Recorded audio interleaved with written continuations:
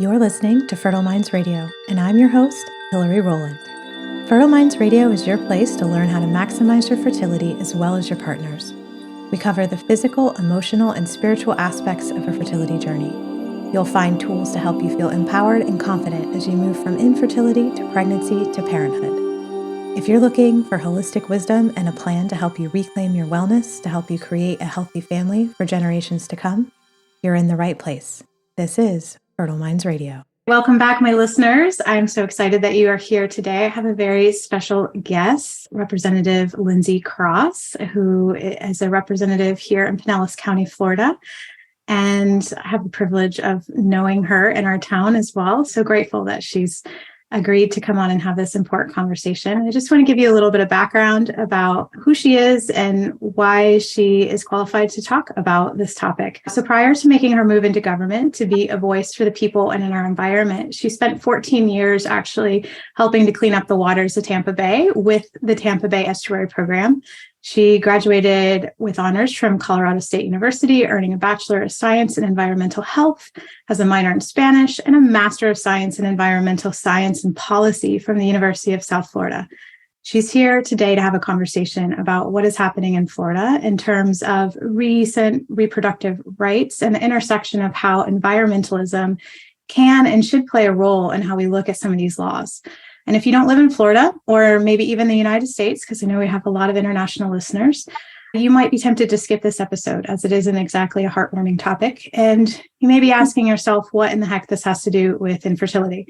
And I felt that this topic was too important to skip for a few reasons, which is what we're hopefully going to get into today. Number one being that bans on reproductive rights will impact reproductive technologies like IVF with the potential for jail time for discarding embryos, as well as how medical care is delivered in times of emergencies, specifically in cases like ectopic pregnancies and DNCs when needed for natural miscarriages that also, by the way, typically happen around 6 weeks and are not discovered until much later. Most of the terminology that is used in these cases, I feel, is purposely confusing and misleading. I come across very educated women every day that do not know what some of these terms mean. So we want to educate you on so that when you are reading news articles about bills that are being passed in our state or in others, you understand what the consequences are.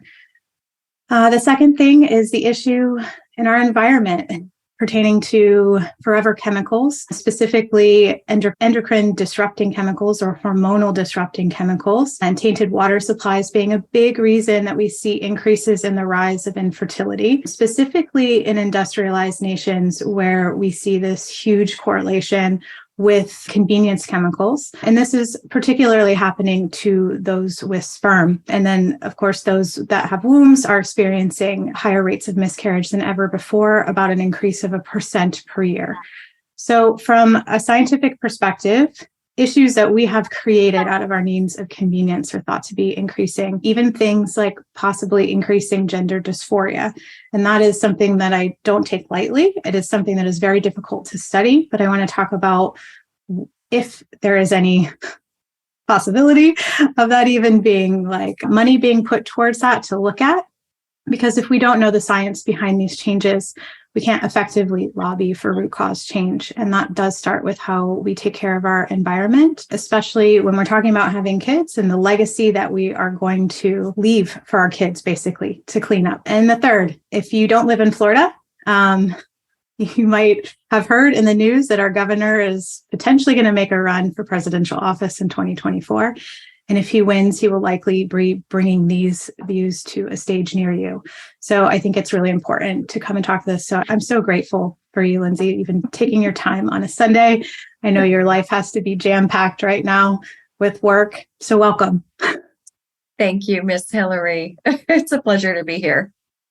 It's my very long... We know each other from such a different context that it's fun to be talking on this very scientific and purpose-driven podcast with you today.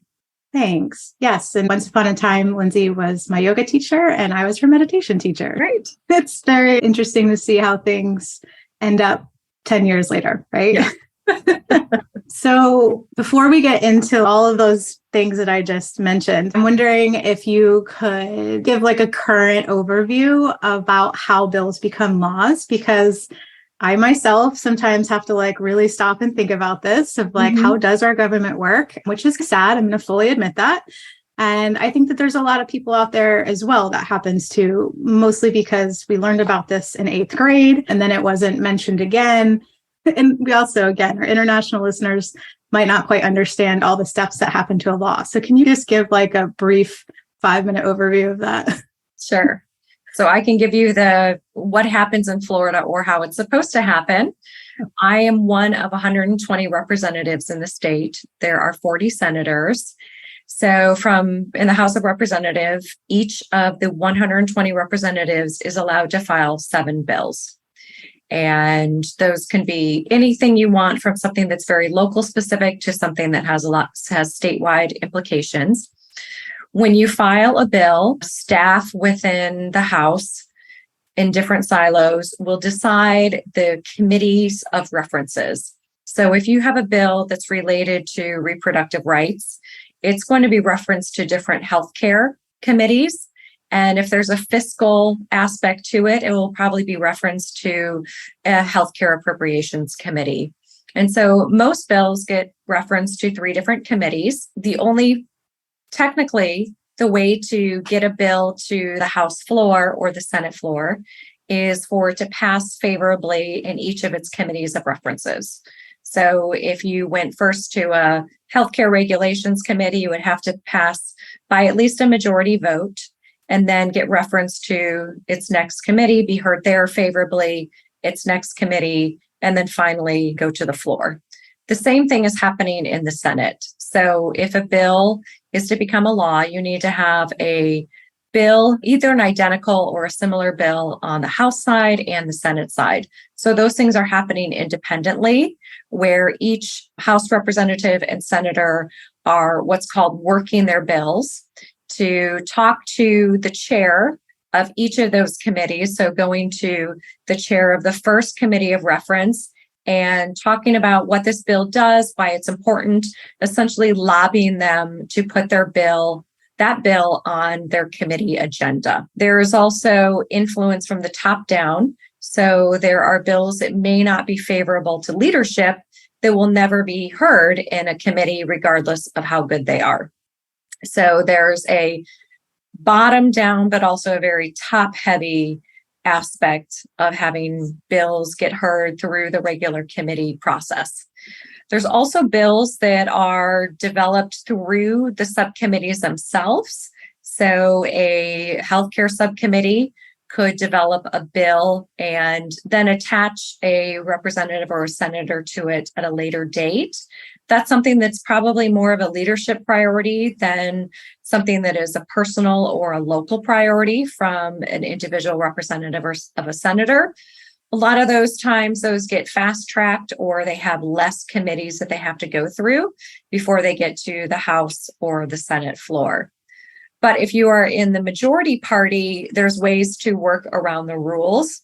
And particularly when there's a supermajority, which is what the Republicans have in both the House and the Senate chambers, they can waive the rules because they have more than 2/3 membership in the parties. Each year, there's a little over 2,000 bills that are filed. If you take 120 representatives by 7 bills, multiply that. There's some other bills that don't technically count against your 7-bill count.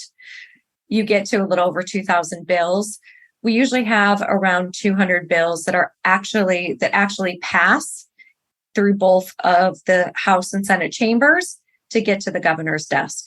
At that point, the governor can either sign the bill, he or she can veto the bill. If they do nothing, then the bill automatically becomes law on July 1st, which is the start of our new fiscal year. So it's a very long pathway to get from an idea for a bill, working with the House or the Senate, what's called the bill drafting staff, to take an idea and have that put into policy language, which is referencing statutes and either modifying, deleting, changing existing statutes or adding new statutes to what we already have. Getting that bill language, having it referenced to the committees, lobbying each of the committee chairs, and then lobbying each of the members in each of those committees to vote for your bills. And again, that same thing is happening on the Senate. For the bill to become a law, the Senate and the House version ultimately have to become identical. So there are often amendments that are added to the bills throughout the process, either to correct mistakes or to hear from people, whether it's lobbyists from the interest group that it's affecting, or from people in the community that have recommendations for how to change things. By the time the bills get to the House and the Senate, they have to be identical. If that happens and they pass with a majority, again, then it goes to the governor's desk for signature, for veto, or to passively pass into law on July 1st. Okay. I'm like tired just listening to that. I don't know how you do your job. Yeah.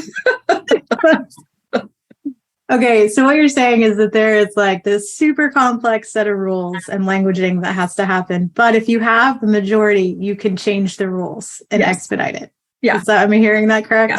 Yeah. Okay. So that's why it's super important to not just vote for the president, but to vote in all of your smaller elections, right? Yes. Okay. Absolutely. And again, if you understand this as a listener, forgive me, but there are a lot of people that I feel do not understand this. So I feel like I'm going to take this opportunity to drive that home. Okay, so that answers my question of how these bills happen so fast that we're going to talk about today because of the majority. I want to start by talking about the one that could be potentially signed into law that's already on the governor's desk that is essentially going to ban abortion at 6 weeks. Yep. And what a lot of people don't understand too is it's more than Florida because it's going to cut off abortion care for the rest of the southern states that have already effectively banned it completely. And I just want to talk about some of the things that I see that I wonder if they were even taken into consideration when this was written, because most women don't even know that they're pregnant at 6 weeks, unless you're one of our listeners and you've been experiencing fertility challenges and you know the date that you ovulated and you're waiting with bated breath for your period to come. And that's about an average of 1 in 6 women. So for the rest of the other 5-6 majority of women, they probably don't know, especially if they have erratic cycles caused by PCOS or they're breastfeeding and they're not expecting or experiencing a period. They may not even know that they're pregnant until way past that. And I think the other thing that is really frustrating for me is that the way that pregnancy is counted in our medical system, being from your last period. So even if you knew that you ovulated, say I ovulated 2 weeks ago, I skipped my period today, I might be thinking, oh, I'm 2 weeks pregnant, but really I'm as pregnant as at least for my medical provider, as my last period. So if I had a long follicular phase that took me a while to ovulate, let's say 3 weeks, I'm 5 weeks pregnant. And then I can't even get into a doctor, an OB, at least here in the state of Florida, to confirm pregnancy until about week 8. Yeah. Unless you had the privilege of being with a reproductive clinic that might do a test at week 5. So is any of this like being talked about as these bills are written about, like, because everybody's here in government to allegedly serve the people, right? So how, like, why are we not talking about what happens to the majority of women in this case? Yeah. So I think there's what I've experienced in my short time as an elected official. And I've been up in Tallahassee for the past couple of years lobbying on behalf of environmental issues. So I have some familiarity with the process and some of the people here. But when the Republicans gained a supermajority in both the House and the Senate, and when Governor DeSantis won by such a wide margin, there was a feeling up here that they could do essentially whatever they wanted. That by winning a supermajority, it doesn't mean that a supermajority of Floridians elected them. There's been gerrymandering and redrawing of districts in ways so that there are seats that cannot be won by the Democrats. There's been constitutional challenges on the validity of some of this redistricting. And so despite the fact that there's a supermajority in terms of numbers, it does not mean that the supermajority of Floridians agree with some of these very conservative and I would say extreme viewpoints. But they've really been emboldened to go to, I think, the very extremes of what their party has been, I don't want to say preaching, but like they're getting so far to the extreme that I think there's a lot of people within their own party. We know that the people support safe and legal abortion. And yet the majority of Americans, the majority of Americans, the majority of Floridians. And despite that, even though there was a 15-week abortion ban that was passed last year, it's being challenged constitutionally for violation of our right to privacy. There's a feeling that so many of these things are being done for DeSantis running for president to get the headlines and the donations that he needs to win the Republican primary nomination. I don't think there is a regard for how this actually affects people's lives. And so question about the nuances of 6 weeks of pregnancy, those things are not being contemplated. If you ask the bill sponsors about those things, sometimes it'll be someone who wants an all-out abortion ban. And so 6 weeks may feel generous to them. Or the science or the data does not matter unless it backs up the opinion that they believe or the worldview that they have. And so you can have a room full of people saying, this is my lived experience and this is how this will affect me. And this was my personal experience at X weeks of pregnancy. And the outcome is already fully realized. And so people coming up there, God bless all the people that do come and testify, but it becomes just part of the theater in a way, that they're there, they have to go through the steps of allowing public testimony, but it's not going to change whether these bills pass or not. Yeah, and that's really frustrating because for me, like there is this sense of that this is a bit of smoke and mirrors. Let's see how angry we can get people to look over there while we're also doing some other shady shit over here. Yeah. And not that this isn't important. Obviously, I think this might be the hill that I die on, which is ironic being a fertility specialist. But it is frustrating that it just seems like it's definitely for political grandstanding and has nothing to do with actually what the people that elected these people are for. And even what you say about the public testimony, in one of the bills, they shortened it to 15 seconds of public testimony per person, correct? I was in that committee. That was the House Health and Human Services on Thursday morning. And we had about an hour before we were going to be on the floor for session. And the chair of that committee said, we've got essentially held a Democratic bill that was going to provide more money for kid care. So very pro-woman, pro-family, pro-kid, essentially held that hostage and said, the longer it takes you all, the less time we'll have for this bill. Ultimately, that bill was able to be heard and voted on favorably. But that's the type of narrative that we're hearing. There was a packed room of people from all over the state. There was a pregnant woman from West Palm who had driven up there and said, previously in my life, I had to make the choice to have an abortion. I am now pregnant with my child, and I am so grateful to be in this position right now. And that is why I support other women in their choice. And she had 15 seconds to make that testimony. I can't even finish a sentence in 15 seconds. I'm pretty long-winded. And it is, I feel like they want to just get people frustrated enough that we just give up and then they get to do whatever they want, is my feeling on that. And to hijack a bill that's going to help little kids get the funding that they need. Yeah, that doesn't exactly seem like fair rules at all. No. And in terms of what you mentioned around the data, like we have a ton of data that points to what happens when you make women have children that do not wish to, in terms of their mental, emotional health, their poverty levels, the poverty levels of their children for the next 2 generations. And I can't help but wonder how purposeful that is. If they just read the data and went, oh, that's great. That actually behooves us even more to do this. And I know you can't speak for them. That's just me talking. But yeah, it is wild to me that there is data there, but it's like they refuse to actually look at it unless it behooves their own agenda. The other thing that I guess I was curious about was that proposed law also included a bunch of funding to the tune of $25 million for what they call crisis pregnancy centers, which are unlicensed, often religious organizations that counsel women to keep their pregnancies and masquerade as abortion clinics with no regulations, which having a license that's held by the Department of Health as an acupuncturist, like the amount of hoops that I have to jump through continuously every year to then have somebody out on the street that can just set up shop and give medical advice and then be paid by the government $25 million, that seems, I'm just wondering how that is even allowed to happen, especially when you compare it to like the budget, right? And where we're actually already putting money in known problems. So for instance, like we're only giving $5.4 million to address maternal mortality rates, which is a huge problem. We talked about a couple weeks ago on the show, specifically for women of color. We only spend close to $8 million on domestic violence prevention, which we know is an even bigger problem than abortion. And we only spend $1.7 million for rape crisis centers.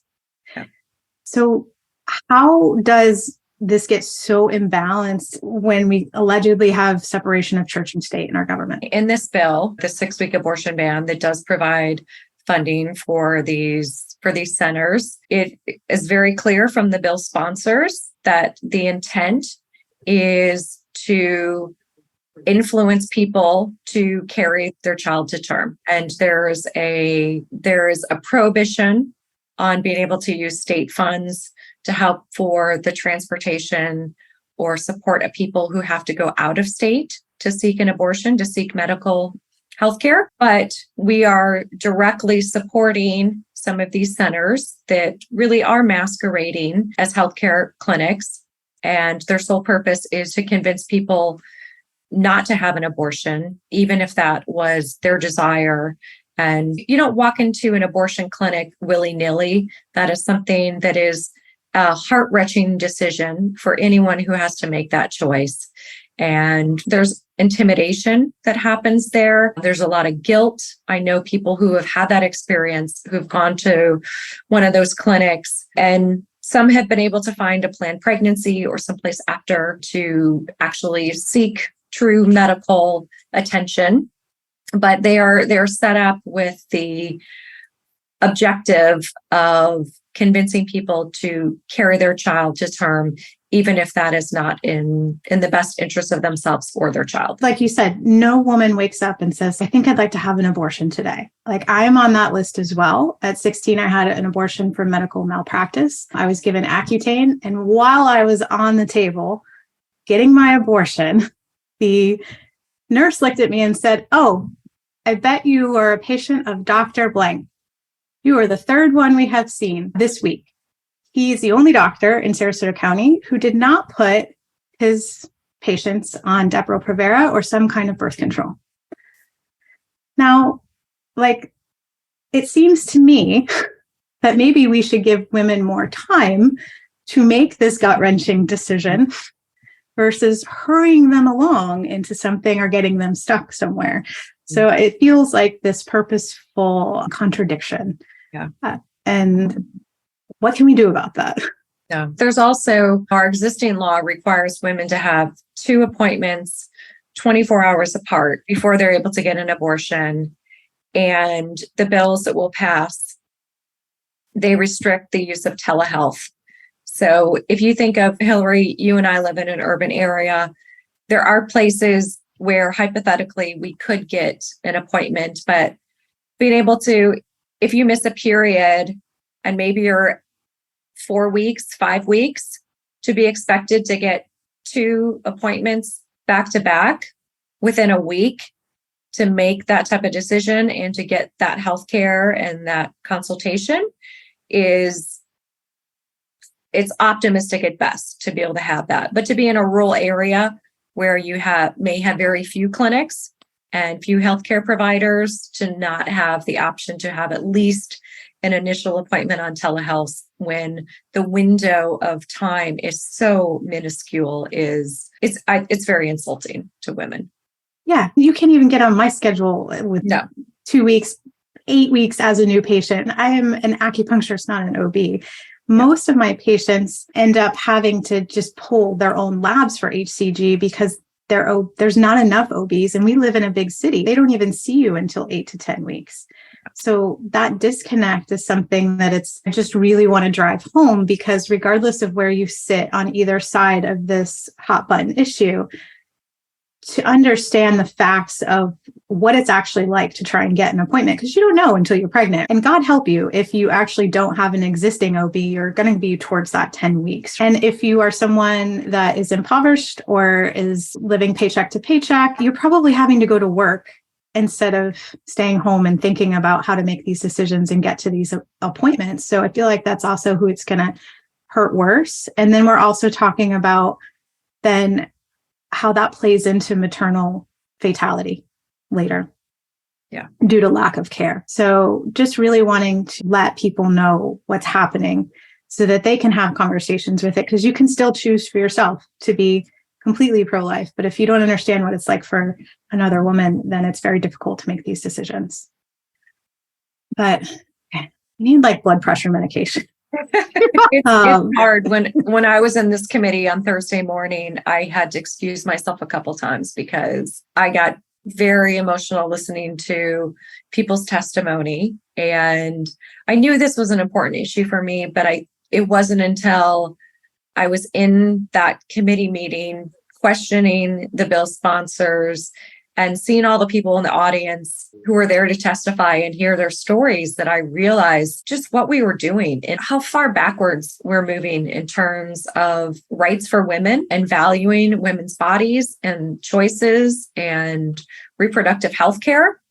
It's draconian what we're doing. And it's hard to be part of this, knowing that there's so little that even me as an elected official can do. Yeah. Is there just enough meditation in the world to help that? I don't know. How do you manage with that when you're in your job to help serve, and then you feel like you're just asked to like sit on your hands basically because somebody's changing the rules? I thank you for getting up and going to work every day, because I don't know how I could do that. It's got to be difficult. I'm grateful that I have my dog here. And yes, Cooper, the emotional support animal. That's right.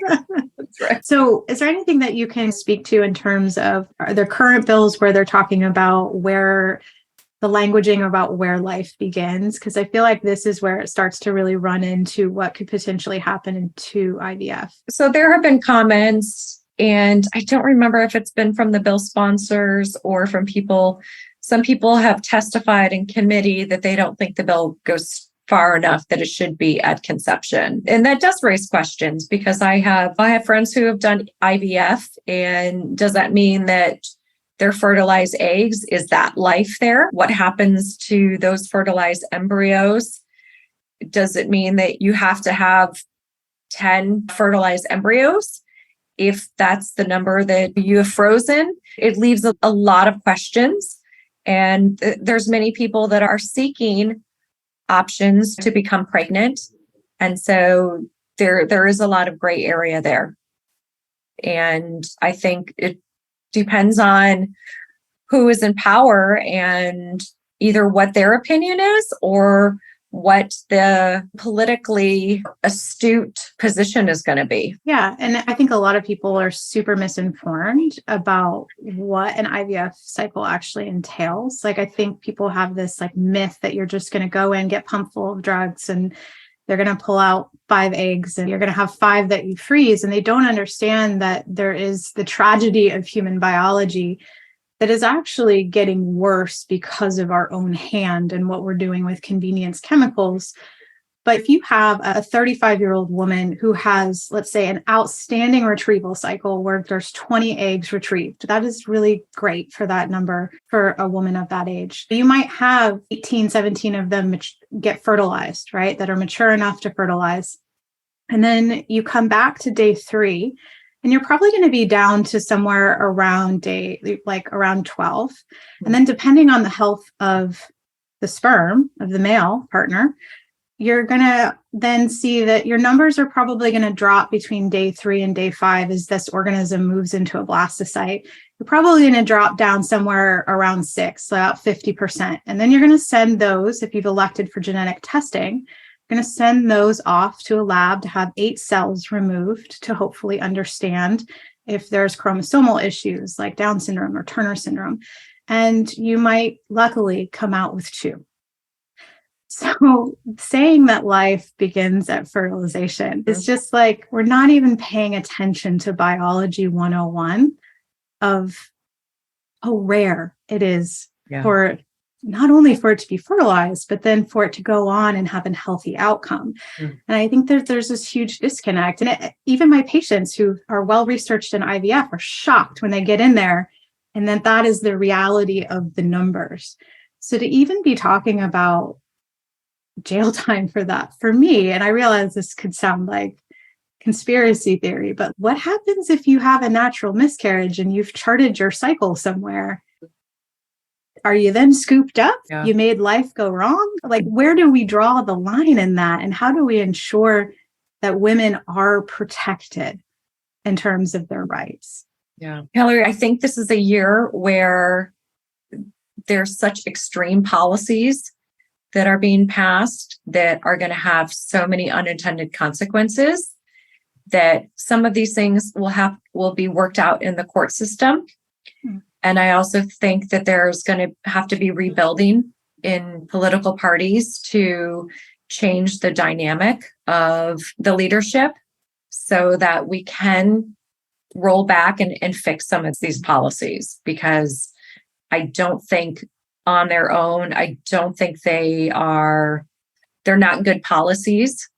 They are often more for headlines, for news headlines, than actually geared towards what is in the best interest of Floridians or Americans, not even just Floridians overall, not even just Republicans.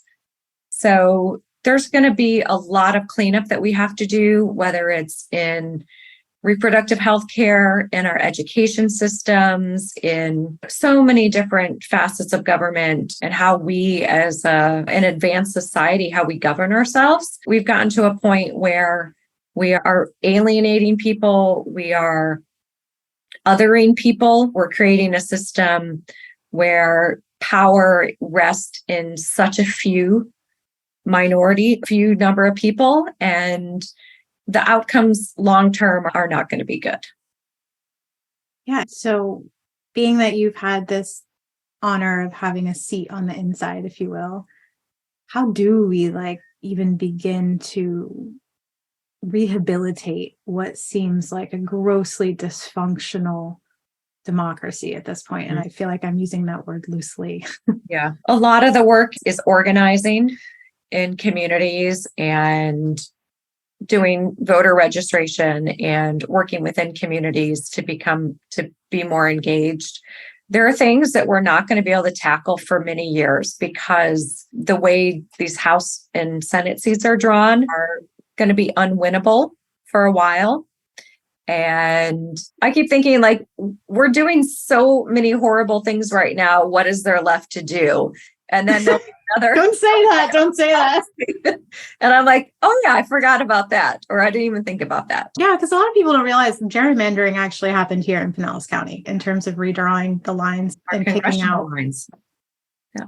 And that just seemed to it was not even a headline. It was you had to almost dig for it, I feel like. I don't know, which seems, again, purposeful. It is. I think you've said earlier about so many things that they just wear you down, beat you down. It's like the dust hasn't even settled on one bad policy or one extreme move before there's another one. And it's like, I haven't even caught up. We haven't been able to get our attorneys on this action. You're taking district attorneys out for trying to stand up for reproductive justice, like people who have been elected positions and they're losing their seats, and you can't catch up because there's just something else that's happening. So it is intentional. The pace of some of this is very intentional in making it so that you physically, mentally, emotionally cognitively cannot keep up with everything. And that's very intentional. It feels like being in an abusive relationship that you're stuck and you're like, oh, so how do I just go about keeping my head down and getting through? Because I'm not powerful enough to fight back. And to hear myself as an American say that is so disheartening to even that I'm even saying those words out loud, let alone putting it on blast on a podcast, right? This is the reality of what's happening. You brought up this really important point about education, which is why, even though I feel like I'm going to stroke out when I talk about these things, I feel like I have to, because there's also this purposeful attack on education, whether you're talking about taking books, banning books, not being able to say the word gay. And now there's a bill being floated that you can't talk about or teach about the biology of menstruation before the 6th grade. I know. Which makes me want to drop every expletive there ever was, because we're shaming what our bodies do. And by the way, without vaginas and periods, no human would be here. I know. Right? I know. So, how can they even take themselves seriously of the land of the free? And we're saying you can't even educate on basic biology. Yeah, it's very much like the close your eyes, put your fingers in your ear. If you can't see it or hear it, it doesn't exist. And that's not I feel real. like I'm living in a South Park episode sometimes. Yeah.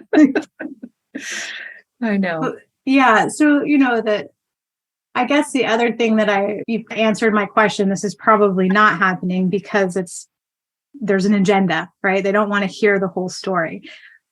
But most women get their period in the United States somewhere around between 8 and 12. So are we just going to lay waste to those 8, 9, 10-year-olds that get their period and they think that they're dying when they go to the bathroom in recess because no one's told them about their period? I think there's this expectation or this ideal family that some of these laws are written for, where the parents, there's a lot of talk about parental choice and education and in terms of healthcare and reproduction.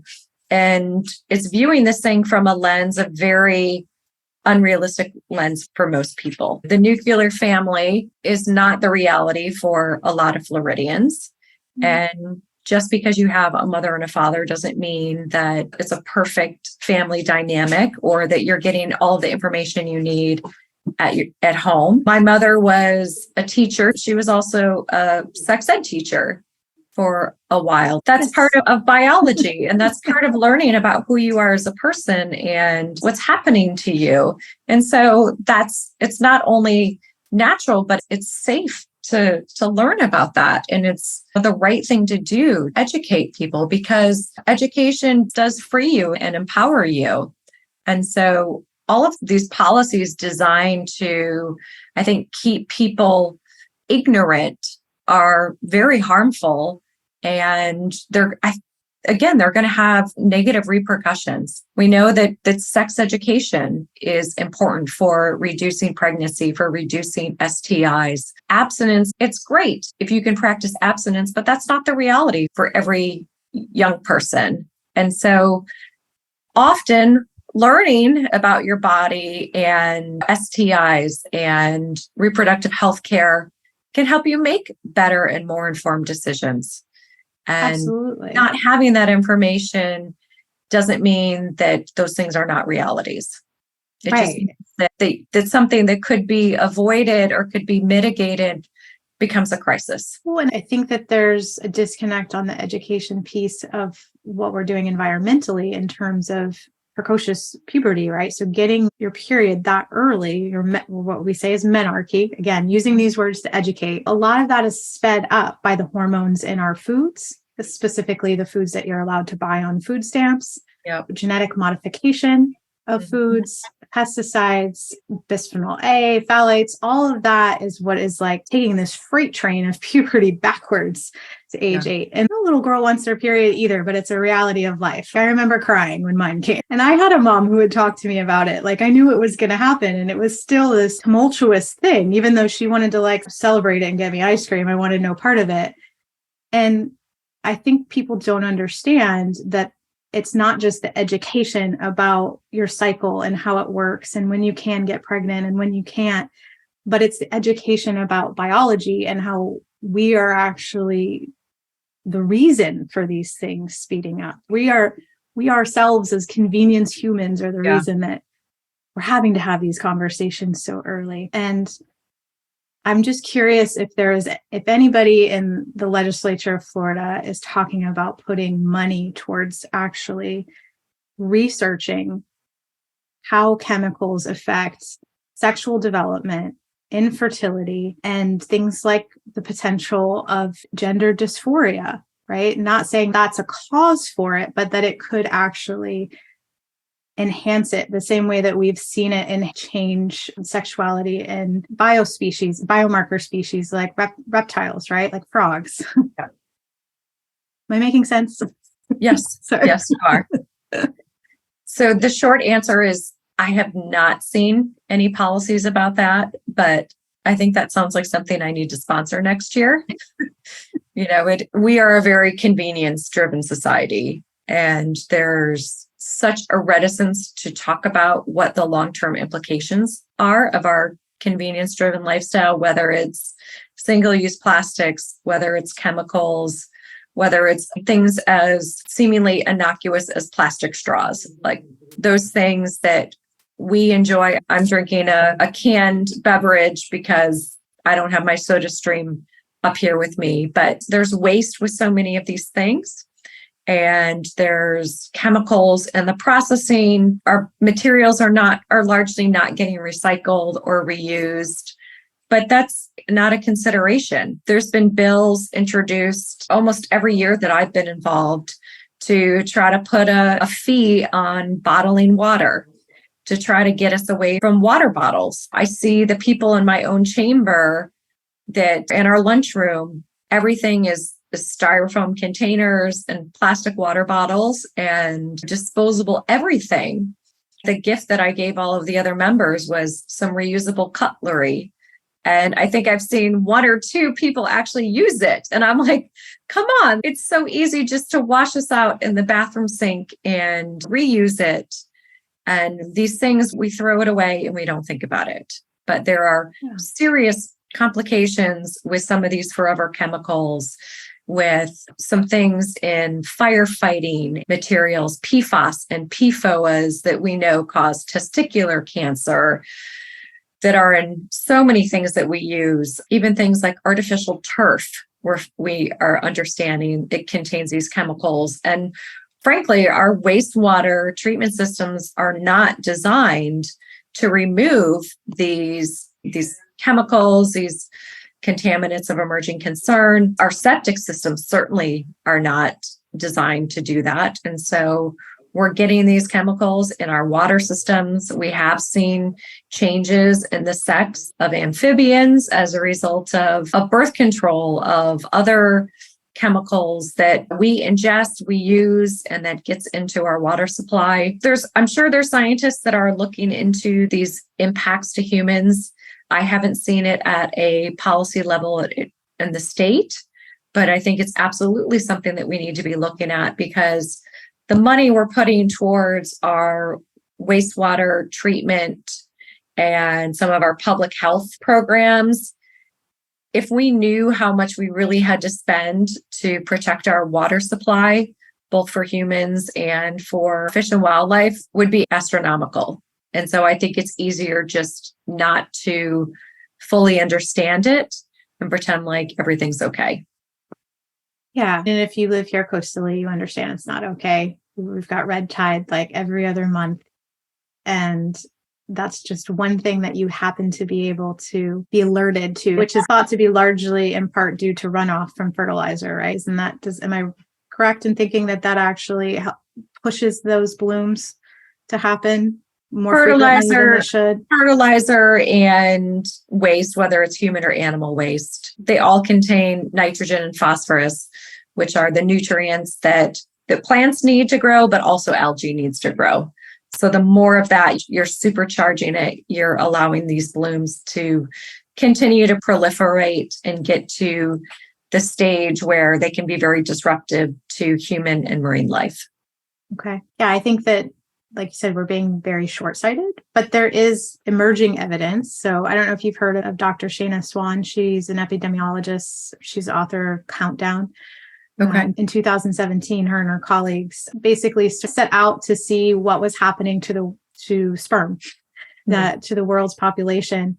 And what they found is that it was deteriorating by 1% a year, I believe, since the 1980s. Basically, it correlated with the influx of all of these chemicals. Wow. And what they have sounded the alarm on, which is, it's crazy to me. It's another, as humans, I don't think we're that good at, when something's dire, we want to look the other way because the brain is wired to avoid suffering. But they have pointed out that by 2045, most men in industrialized nations will not be able to father children. Oh my goodness. Yeah, this is not just one doctor saying, this is whole committees. And that's troublesome when you're thinking about having a child, that your child that you create may not actually be able to procreate and live in a world where that's not an issue, especially without help. And if we're talking about changing the way IVF, where these laws could potentially change it to where you can only extract one egg at a time, you're then talking about only the richest people on the planet being able to electively raise their hands and say, I'd like to reproduce. Which, when I think about global warming and all of the yelling about that, which, yes, that's real, but it's so far out compared to what is about to happen in terms of reproduction. Like, I feel like Mother Nature is really strongly trying to send us the message that she always wins and we're not listening. So how could people go about getting someone like yourself and somebody on the other committee, since we have to have bills that match, to actually start thinking about authoring bills where we're putting money towards investigating what is happening with our convenience chemicals and the health of our reproduction? Yeah. I think raising the issue is the first thing. So now I'm totally intrigued, and now I'm going to want to look into this some more. And so in some ways, if there's an issue it's a good issue, I think it does have the potential to go somewhere. It's not going to happen as fast as any of us want to. Let's say this becomes something that I'm really committed to. I introduce a bill next year. I would have to start working within the members of the House, and then also find someone, a counterpart on the Senate, to sponsor that bill, start talking about the issue. Probably wouldn't go anywhere the first year. Maybe the next year you get a committee hearing, you start to share it. Maybe you can get someone to come and speak on the issue. And you just have to, I hate the term, like you have to keep chipping away at it. But sometimes it does take a lot of persistence, finding someone else who can be a champion of it with you, finding someone who is going to be in leadership that understands the importance of it, maybe giving the bill to someone else who has a higher chance of having it heard, and then being there in the background to provide information and just doing whatever it takes to get that issue out there and start moving along. We've seen that, like, biosolids is way more simple, but biosolids are essentially dried poop, if you will. So it's the effluent from wastewater treatment plants that's dried and treated to a certain level. There's different classes of it. Some of it can be used as fertilizer, like on golf courses. Some of it has other uses. That's something that the environmental community has been talking about for years, that those biosolids have not only nutrients like nitrogen and phosphorus, but they also have some of those legacy chemicals in there. So there's probably PFAS, there's probably estrogen, there's probably some endocrine disruptors. And if you're applying that to an agricultural field, is that getting integrated into the vegetation, the food that we eventually eat, or into the meat products? I think we've seen that chickens who are fed certain foods have higher estrogen, and then maybe we're seeing a correlation with that, with earlier onset of puberty with children. It's taken years for us to start to address biosolids, finally this year, there's a bill about biosolids where we're finally starting to make some headway. So that's just to say, these things take a long time unless it's something that leadership loves. And it's unlikely that there's going to be a leader in the next couple of years that is going to be a huge proponent of this, but I'm going to start talking about it. I'll send you your book. I think is with your background, you will be appalled and fascinated. But it's a hard thing for me to talk about because, again, it is like it's the shadow side of what I do, but it's also the reality. And like you said, things take time, right? So for instance, in order to actually study what endocrine disrupting chemicals do in utero, that will take 20 years, right? That will take looking at the exposures that a woman has in pregnancy, either like through her writing down everything that she was exposed to or consumed or took in, or testing of the placenta to see what was there, and then following the health of her children for 20 years to see what their outcomes are, and everything from reproduction to sexuality. And I don't know that like we're equipped for the long game because we've just become so right now oriented. So I want to cheerlead this and be like, eat your Wheaties, ladies. I know there's a lot of smart women out there that know people and places and start talking about this. But what you're saying is, and I'm saying, I think, is that this is not going to go away and we have to keep talking about it. Yeah.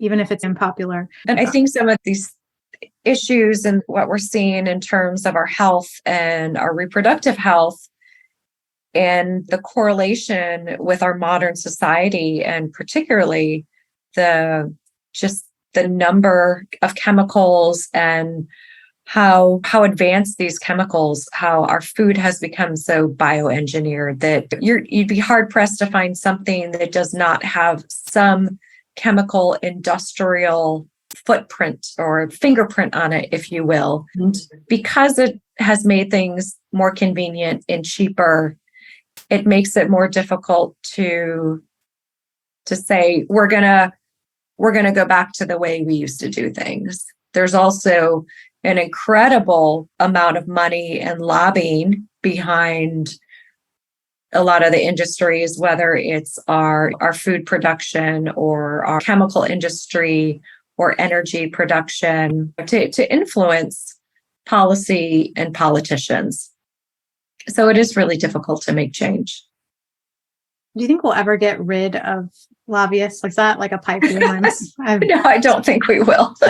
Because I feel like you can't change healthcare without that, without special interest groups. I don't know how you change healthcare for this large population without taking special interests out of it. Or I think the court case with Citizens United, which gave corporations a standing as humans, has a lot to do with influence and some of the money in politics. And so that has been incredibly detrimental.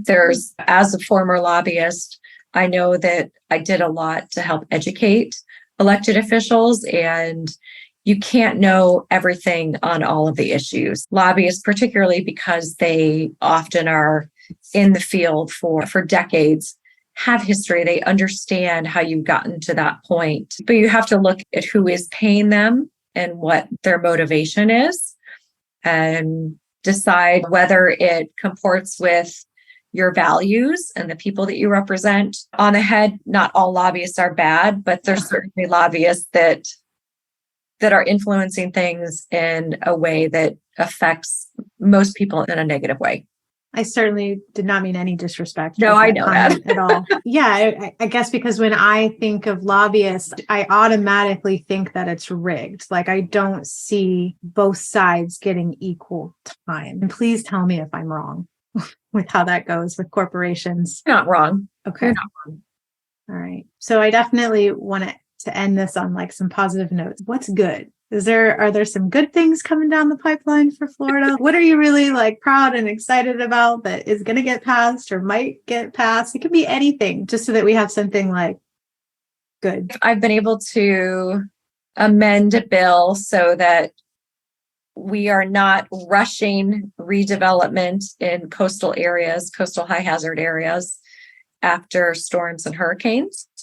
And That's I think awesome. it's that yes, we want to rebuild, we want to get our economies back, but if some place is very vulnerable and it's going to impact coastal ecosystems and beach nesting animals or shorebirds, or it's a place that is potentially dangerous for humans to live in, we shouldn't be rushing that process. So I've been able to make a bill a little bit better. Sometimes that's the best you can do, is make something bad or mediocre a little bit better. And so you take some of those small wins. We're always going to have things that are making advancements in different policy areas, or being able to support projects through appropriations that are meaningful for our community. So there's always positives from every legislature. I think the balance this year is going to be much more on the negative side, and just implications for so many people in our society and people who are maybe marginalized already, making life even more difficult. Okay. So what you're saying is eat your Wheaties, team up with people that you love and care about and make you feel good so that you can continue to fight the fight. Go outside, get some fresh air. Yes. Yeah. Yeah. It will, and control what you can control, which is your thoughts and your emotions. And then when we do feel anger or frustration, like I have vocally said today, using that to actually motivate you, using that to move you forward. And I'm just so thankful that we have somebody like yourself representing us. And I hope that you do have aspirations to go further in this system so that there is a voice of good being heard, at least on the shoulders of some of the people there, asking them to think about the rest of the people. So thank you so much. You're welcome. It's been a pleasure and an honor to be on your podcast. Oh, thanks. It's so tiny in the grand scheme of things, but if we don't think about the impact that we can have, and if this just educates one person, then it's done its job, because then hopefully that person will go tell 10 other people. I think all we can do is get back to being able to have meaningful discourse, even if we're on different sides, at the risk of sounding very kumbaya. But I do believe humans can get along and love each other and have different opinions and still manage to make rules and laws that benefit the majority of people and don't continue to make life harder for those that it's already quite difficult for. Yeah. Yeah. This is not the end. I think this is a dark chapter in Florida's history, but I think we'll find ways to correct some of these mistakes, and we'll continue to see new people who are empowered to run for office and to organize and to be involved in their community. And I think make things right. It just won't be this year. Where can people go to find you and to support you if they would like to? Yeah. So I'm on all the social media except for TikTok. Yes, me too. I was so excited about being on TikTok, and then I got an account and I've never even logged in. But my handle is at Lindsay Cross FL, and it's spelled LINDSAYCROSSL as in Florida.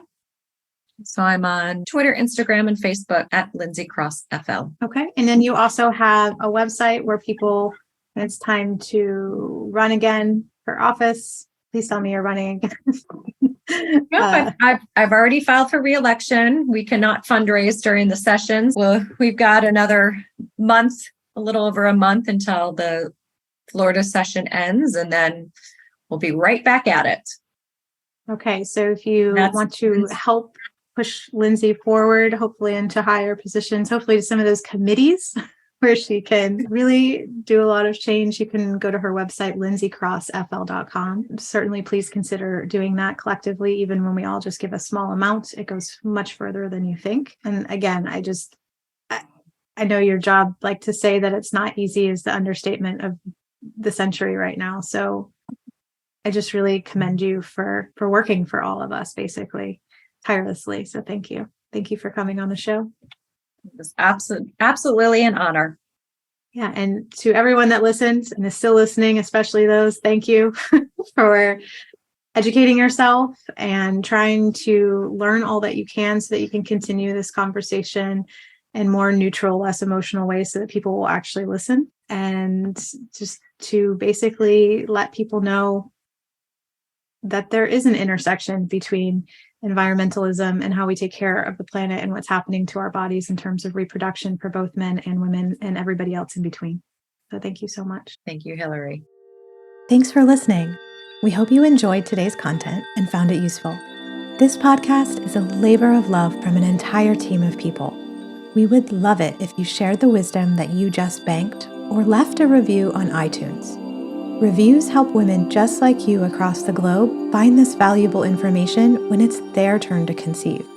We would consider it the ultimate compliment. Bye for now.